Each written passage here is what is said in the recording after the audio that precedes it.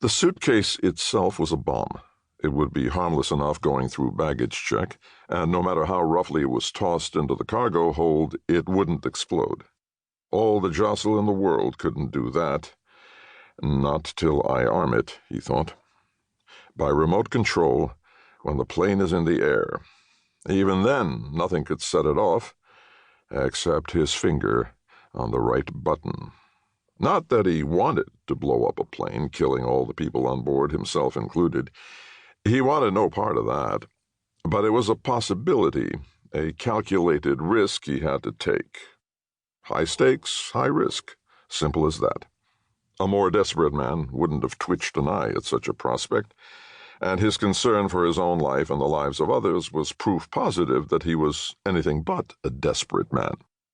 He was, rather, a man who'd made a decision, a difficult one at that, reached through calm, rational consideration.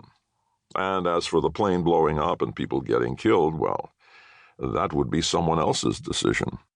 The decision of the airline official or FBI agent or heroic crew member who might force upon him the pushing of that final button.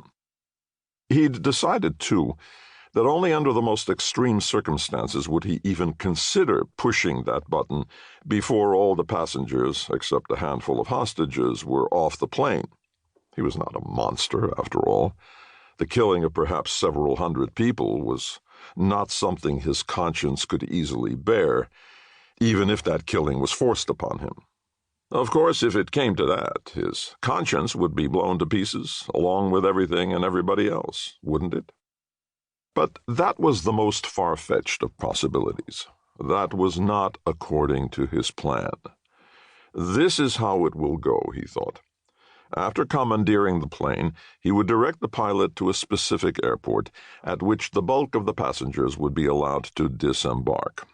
Remaining on the plane would be crew members, pilot, co-pilot, and navigator, as well as a stewardess, a volunteer, and some passenger hostages, likewise volunteers.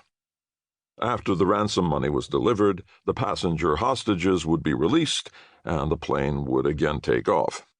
He felt no moral responsibility toward the lives of any of these people.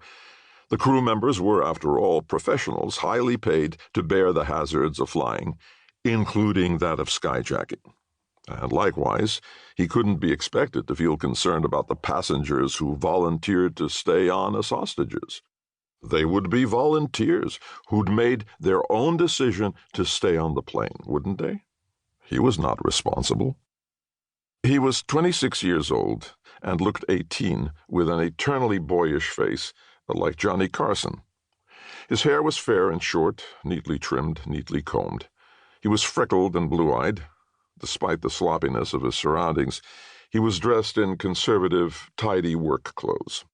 A deep brown sweatshirt with the words Greystoke Teachers College spelled out in white, light brown jeans, brown hush-puppies, and dark socks. His was the type of appearance many fathers long for in their sons. He was just what the recruiting officer was looking for. He was clean-cut.